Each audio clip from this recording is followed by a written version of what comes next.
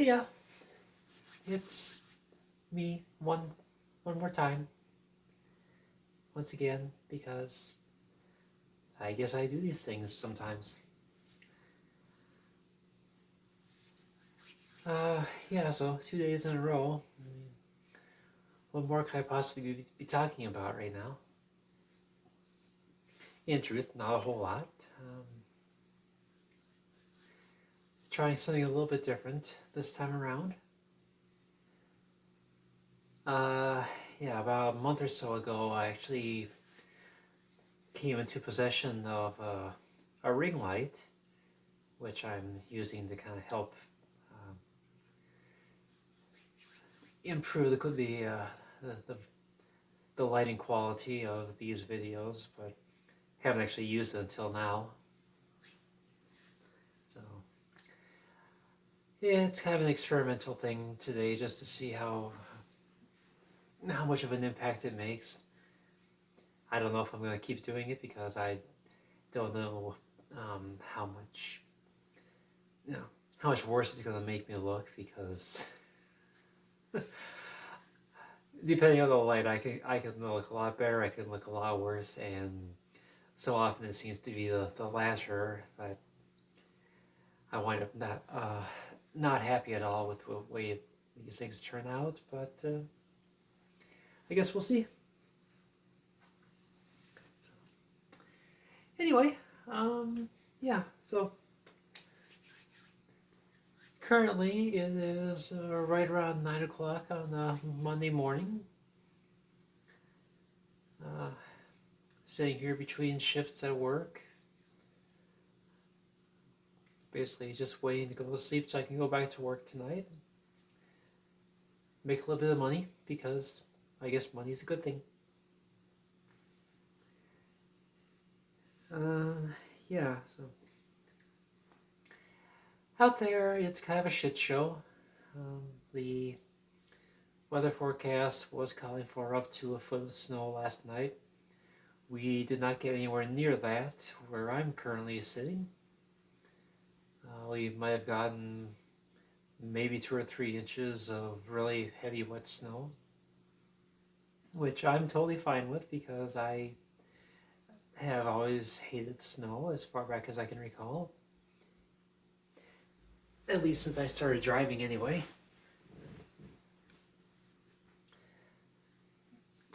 Really? You're gonna show up now? As soon as I get comfortable?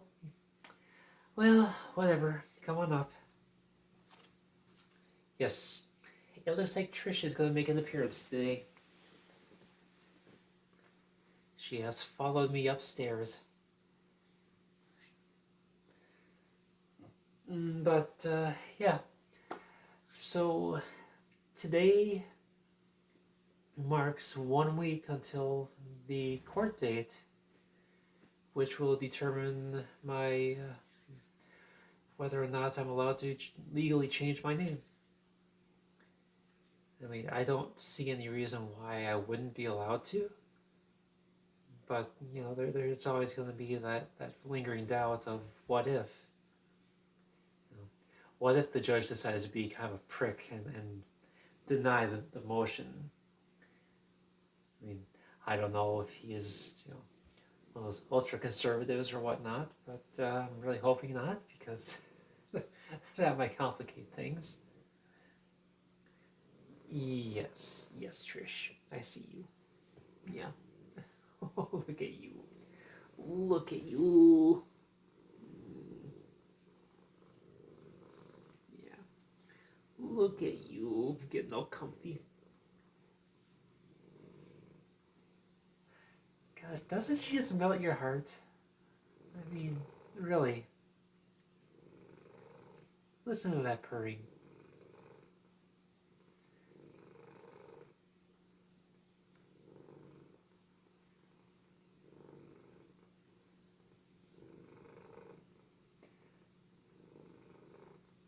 And she is so ready and willing with those purrs.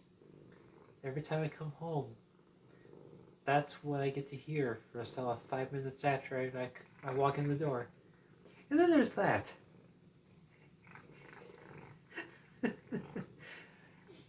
I mean, I really don't know what that's about. I know she just does it sometimes. When she gets really purry, she'll start doing that out of nowhere. It gets worse when I scratch her backside at all. Like anywhere from here on down, just it it'll set her off. No idea why. I mean, I've heard so many different theories as to why cats do it, where they start licking the air because you touch them on their back. It's funny sometimes, but also kind of annoying other times. So it's yeah, it's mostly goofy though. Um, but yeah, like I was saying, oh, now I got cat hair in my nose. I love you, Trish, but I also hate you for that same reason. I know you have no control over it because you're a fluffy cat, but still. Anyway, yeah, so I'm a week out from the name change. There it was. There's a hair. There's a cat hair. And yeah, I'm definitely getting nervous about it. You know, want to make a good impression with the judge. You know, make sure that he doesn't have any reason to deny my request. But in the off chance that he does deny it, then you know I've wasted all this time, all this effort, you know, all this money that I spent in the filing fees and the publication and just everything associated with that. You know, just for nothing. But again, I think it should be all right. But I have to admit to being a little nervous about it. So I've got 7 days and about 2 hours. No, 7 days, 1 hour until it happens. And then from there, the fun really begins. As I have to start notifying all the utilities, all the agencies, the DMV, Social Security, just everything. It's gonna be grand. As I yawned into the camera, yeah, that's just what you wanted to see, right? Um, yeah. So there's that. Touch on the snowfall, the new light, and I've been thinking, and I'm not really sure how this is going to translate, but I've been trying to come up with something of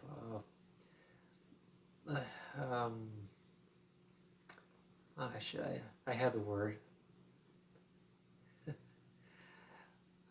Basically, a comparison between between two things that aren't really related but kind of are.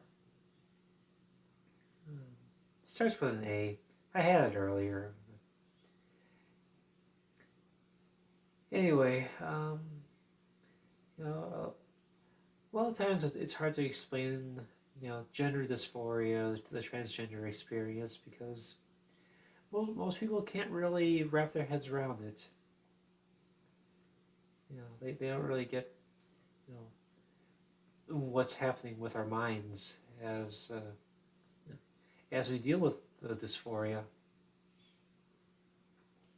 But I think I came up with something that might help somewhat, and I'm just throwing something out here that might stick, that might not stick. I don't know. It just came to me as spontaneously as I was at work last night. But anyway, let's see if I can bring up the memory here. So basically, you know, you come home from work or a night out or whatever, and you know, you're tired. You want to go to bed, so you change. You know, might be your pajamas, might be you know a night shirt or a nightgown, or it might be your underwear, or you might just go naked. You've got your preference because it's comfortable. You choose what you're gonna wear or not wear to bed based on comfort, right? Okay, so imagine that you have to wear your you know your business clothes all day, all night. You have to sleep in it. You have to spend your entire day wearing this business attire. Whether you're on your day off, relaxing, whether you're trying to sleep in your bed, you're not going to be so comfortable. And you can't take it off for any reason. It's always a part of you. So over time, that discomfort is going to manifest and grow. Become a bigger irritant to your life. You'll growing increasingly dissatisfied with how it makes you feel. And you want to take it off. You want to change into your comfortable clothes again. Get back into those pajamas or those sweats or whatever you like to wear for comfort. But you still can't. And it might not be the greatest what's the word, analogy. I'm sorry, I have not brushed up on my vocabulary in so many years that I have forgotten so many meanings of words. But I think the words I was looking for was analogy. I might be wrong, but anyway. So that's basically, I think, an apt way of comparing the transgender gender dysphoria experience to some common everyday experience for the rest of you. Where you're stuck wearing a skin that's not comfortable, and over time it grates on you. It's something that you can wear it for a while, you can tolerate it for a time, but eventually, as the years progress, as you get older and you don't get any relief from that discomfort, it's going to take a toll on your mental health.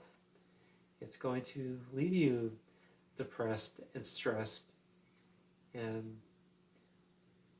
it makes it harder for you to go on living a productive and happy life, because you're always being reminded of this discomfort, because you're basically being forced to wear something in your skin that is not comfortable for you. So you want to take steps to rectify that, to find a more comfortable outfit to wear. And I think that's pretty accurate to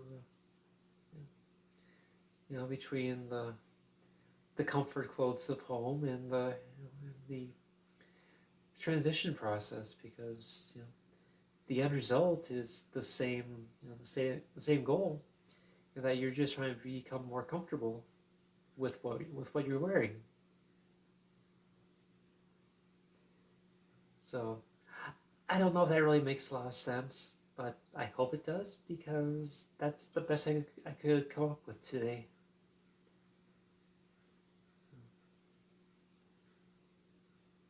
So anyway, that was really the main point I wanted to get into today, was just to kind of share that.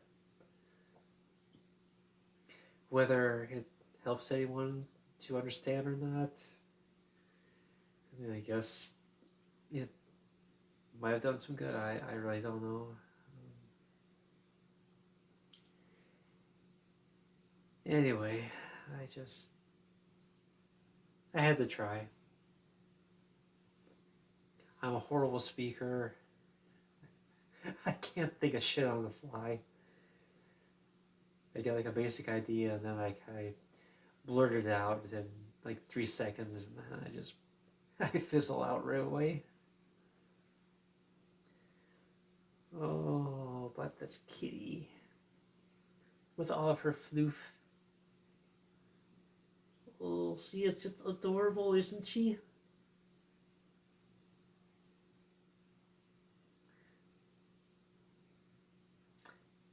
And however many cats you have in your home, you need at least one more. Trish demands it.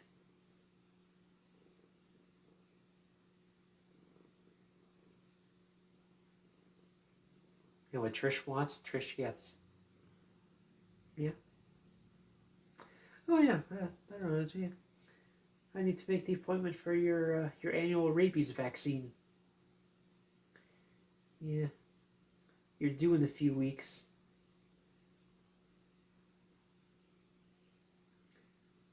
I got the notice from the vet maybe a week ago. So I should probably make that appointment for you. But then we have to fight with the kitty carrier and the car ride down there and the car ride back.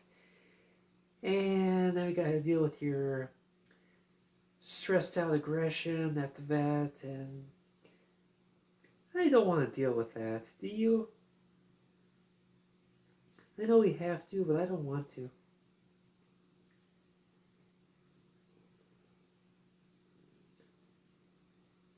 Because she may look docile and content right now, but she becomes an entirely different beast when you bring her to the vet. She becomes very aggressive, very, very combative. Which I guess I can't really blame her because there's a lot of unfamiliarity to the vet. And having to listen to those dogs barking and dealing with all those smells that, you know, it's going to overwhelm the cat. But this one, she takes it a step further. Yeah, so last year, when I tried to bring her to the vet for her rabies shot, I asked them if they could shave her back here, because she gets a lot of hitchhikers, if you will, back here that I found myself routinely having to cut out. So anyway, I asked the vet tech if they could give her a little shave back there, make things easier for her. And they take her away. I offer to go with them to help calm her because she has kind of a calming button right here. See, she tends to calm down significantly when you place pressure on the top of her head. So, and I know that's true for a lot of cats, but this one especially. But anyway, so they took her away and tried to do the shave, but they brought her back maybe 5 minutes later with a full face muzzle on her, telling me that they couldn't do it because she got so combative, so aggressive with I think there were 3 of them, 3 vet techs in the room with her, and the 3 of them couldn't contain her. I think they said that she actually bit one of them. maybe it was just scratched, but anyway, she attacked, and they decided that they couldn't do the job that I requested of them.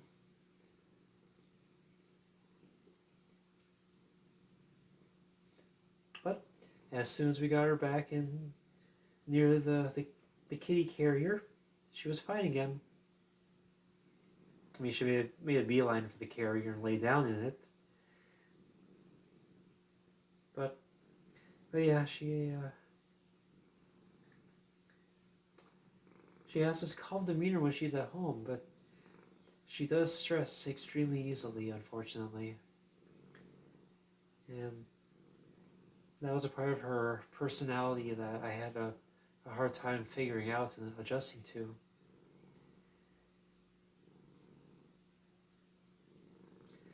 But looking at her now, I think she's adjusted well. I mean, it's been what, 4 years?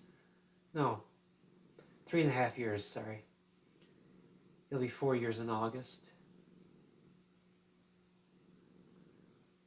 But yeah, she is kind of a special case. You know, she's not a social cat when it comes to other cats. So any thoughts I have of ever getting a second cat are going to go unrealized as long as I got her in my care, because she is a one and only cat.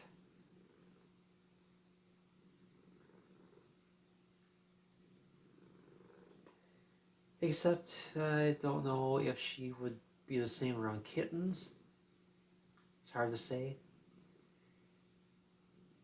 And I based that on a YouTube video I was watching a couple years back. And the video started playing a kitten meowing. And this one, her ears perked up, and it was like she started looking around, looking for the kitten. She wasn't being aggressive. She was just very much interested in finding where this kitten was meowing from. I mean, when it was coming from my phone, but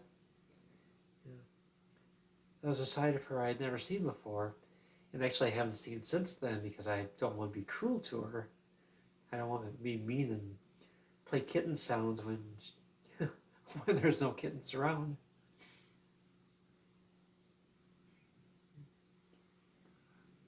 Oh, sorry. Oh, God. I got a cat here on my nose. I got my own hairs trying to tickle my nose. Yeah. Oh, God, I need a haircut. I want a new style, you know. I am thinking something, you know, about to this length, you know, right above the shoulder, maybe right at the shoulder length. Cut around, around these, around here to match. Just kind of something cute but different. And I've had basically the same haircut for, what's it been now? Almost 20 years. It's time for something new, you know?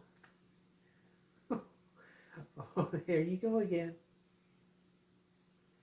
But, yeah, I think I went over that before.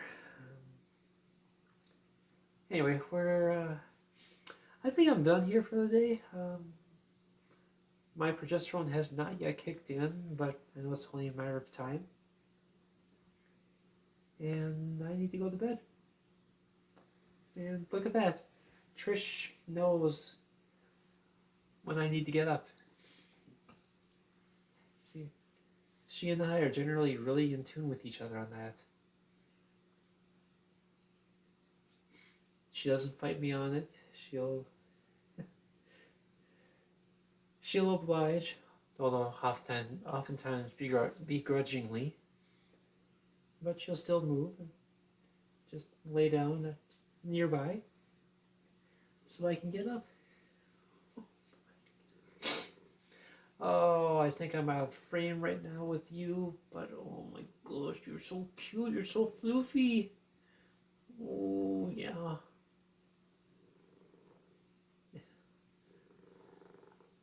God, you are just adorable. This is why you get a cat. Oh, yeah. Alright, I'm gonna shut the video off and go to bed. Snuggle the cat a little bit. Because how do you say no to this? So was floof. Alright. You have yourself a great day, and I will try this again later on.